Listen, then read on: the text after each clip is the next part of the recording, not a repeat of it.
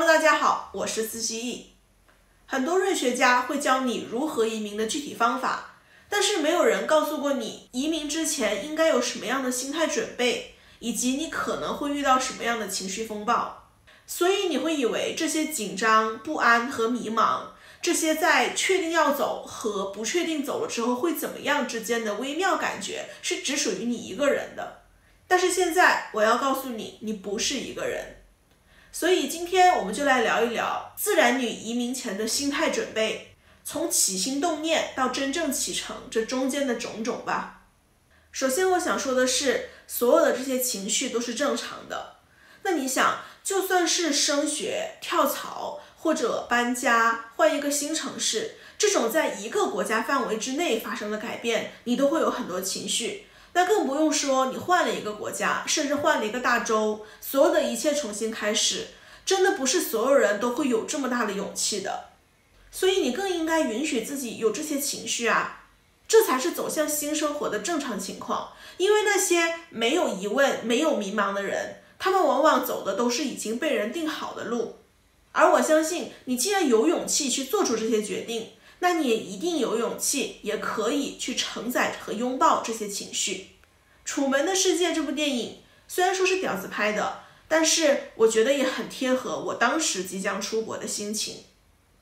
所有人都告诉你，你的生活已经够幸福了，所以就继续这么过呗。但是你一直觉得有点不对劲，好像所有的一切都是人为的设计。直到有一天，你忽然意识到一切都是骗局。但在你离开之前，你会经历一场暴风雨。当然，你也可以回去，假装一切并没有发生，继续嫁人生子，孝顺父母，安稳度日。但你知道，你的灵魂会在漫长的虚无时光里尖叫和崩溃。于是，你决定穿过那场似乎会摧毁一切的暴风雨。然后你会发现，其实一切并没有毁灭，反而变得更加平静。你找到了墙的出口，你会打开门走出去，而这虚假的一切就都与你无关了。我明白，你即使知道它全是谎言，可是你即将真的离开它的时候，你还是会感觉到巨大的焦虑和不安。但是我也知道，你终将会打开这扇未知却自由的大门，走向你新的生活。为此，你感到骄傲。也许正在看这个视频的一些姐妹，正在经历这样的撕裂和重建，决绝和不舍，甚至也许身体和精神都会出现一些问题。但是我们真的可以相信，这样做是对的。当你穿过它，打开门，你再回头看，一切都会是值得的。因为人不能真的生活在谎言里。你知道的，你必须拯救你自己，你必须要遵循你自己的本性。因为这才是真正的尊重和深爱你自己。我们从小接受到的老中教育，就让我们习惯于用成败、用对错去衡量一个选择。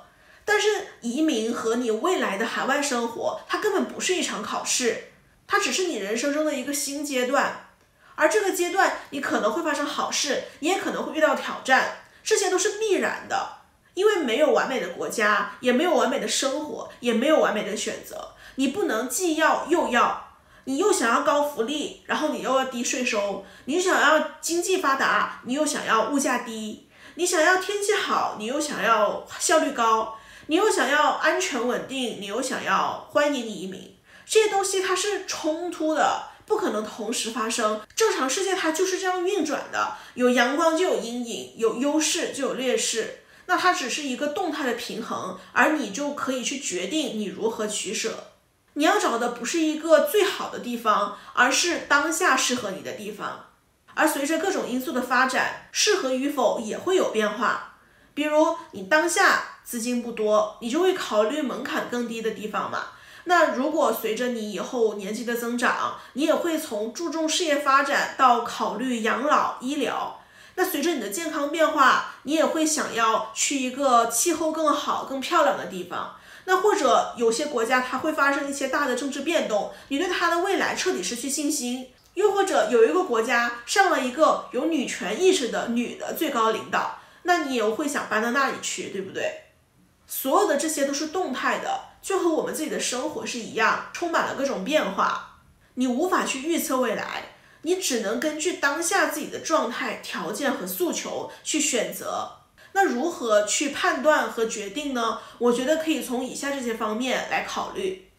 你自身有哪些条件？比如你的资金、学历、年龄、工作经验和规划，是否符合自己的生活价值观？比如政治自由度和女权环境，是否具备自己能生存和发展的空间？比如语言、签证政策和职业机会，是否有自己喜欢的整体氛围？比如气候、活动、公共安全和社区氛围。每个人的经历、条件和诉求都非常不同，所以组合出来的结果也是千变万化，因人而异。我觉得根本就没有正确答案。你想去美国、加拿大很好，去英国、法国、德国也很好，去新西兰、澳大利亚很好，去日本、韩国、泰国、新加坡也很好，甚至是我觉得你就算选择去南美、非洲或者迪拜，你觉得那里可以赚钱也很好啊，这有什么高低贵贱呢？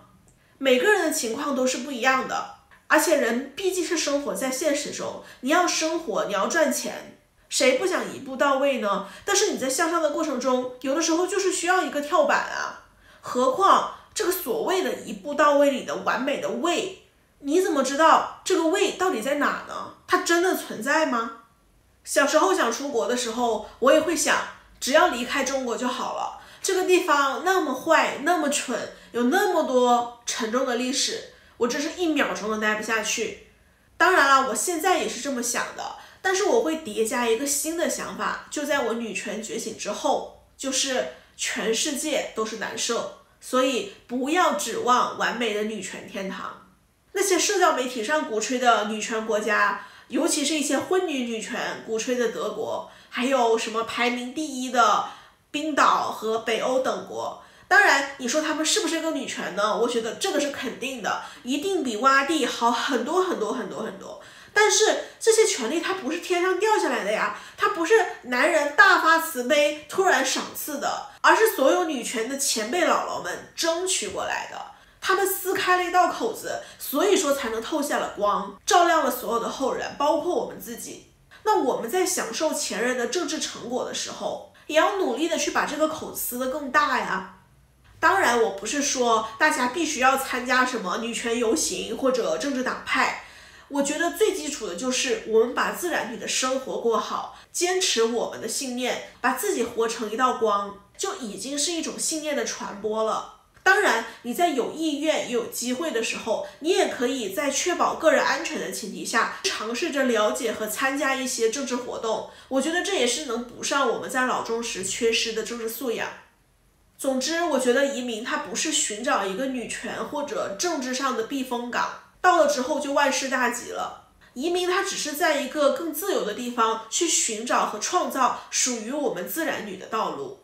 而且这些女权国家真正的单女权和女同女权到底有多少？是不是有很多性自由权啊、妻权、男同权还有跨子权混进来说自己是女权呢？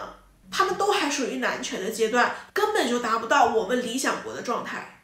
所以作为持有激进女权立场的自然女，我认为对任何国家都没有必要有滤镜，因为你去到哪里，你自己个人的生活议题还有自然女集体的政治议题，都是需要你去思考和实践，你去建设和经营的。而思考、实践、建设、经营的基础，我认为是这些：民主稳定，也就是政治、经济、法律的大环境稳定；发声空间，也就是个人有言论自由和结社自由；民众氛围，也就是普遍崇尚文明、和平与理性。我相信有了这样的环境作为基础，再加上你作为基女、自然女的特质，去哪个国家和地区都会好的。你说一头驴，就算她去了女权第1的国家，她也是美滋滋生3胎难保，然后让她老公休产假帮她带啊。但是一个自然女，就算去了没有那么女权的国家，但你也可以发展自身，传播理念。关键就在于离开有毒的环境，以及坚持自然女本位的立场。那么当我们确定了大致的方向，就要开始搜索信息。这些是我个人的经验，首先，我会在营销号和中介上初步和快速了解哪些国家有哪些项目，需要什么条件。然后呢，我会用海内外的社交媒体，比如 YouTube、推特、小红书等等，针对性的去关注真实的个人生活情况和新老移民的分享。那再来，我会去直接看政府、学校或者组织的官网，去查看该政策的原始信息，而且还可以直接给他们发邮件联系。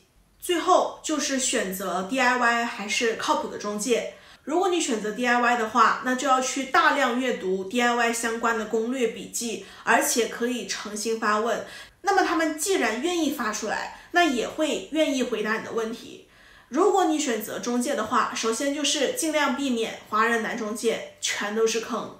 那华人女中介呢，你就要去看他是不是真的有在那里住过，或者说有多少成功案例。最重要的是看对方是否真诚和专业，是否愿意回答你的问题，做事是否尽心尽力。那么同时呢，我还建议你去对比一下当地的女中介、女律师，去了解他们的核心收费，最终你再根据难度决定你是 DIY 还是请中介。在做这些事情的时候，我觉得最重要的心态就是不要怕，只要做。你不要怕开口问，无论是直接问当地政府组织、学校之类的，还是去问当地的律所、律师或者移民顾问，只要你做好充足的准备，你掌握足够的信息，你就会越来越自信。你要相信你是全新的自然女，你自然就会有全新的心态和行动力。这个世界就是一个巨大的草台班子，根本没有看起来那么厉害或者那么难，绝大多数事情就是看起来难，但是你做完了再回头看，就会发现根本就不难。所以只要多做，你就能多会。而且这个世界也是一个巨大的2·8定律嘛，有20%的聪明人，80%的笨蛋。那我相信能看清男权真相，回归自然女身份的你，肯定已经超过99%的人成为顶尖了。视频的最后，我想送给你的是这句话。Welcome to the real world. It sucks. You're gonna love it. 谢谢你的观看，也欢迎你在评论区里面留下你的感想或者你的故事。我是司心意，如果你喜欢我的视频，一定要记得给我订阅和点赞哦。拜拜。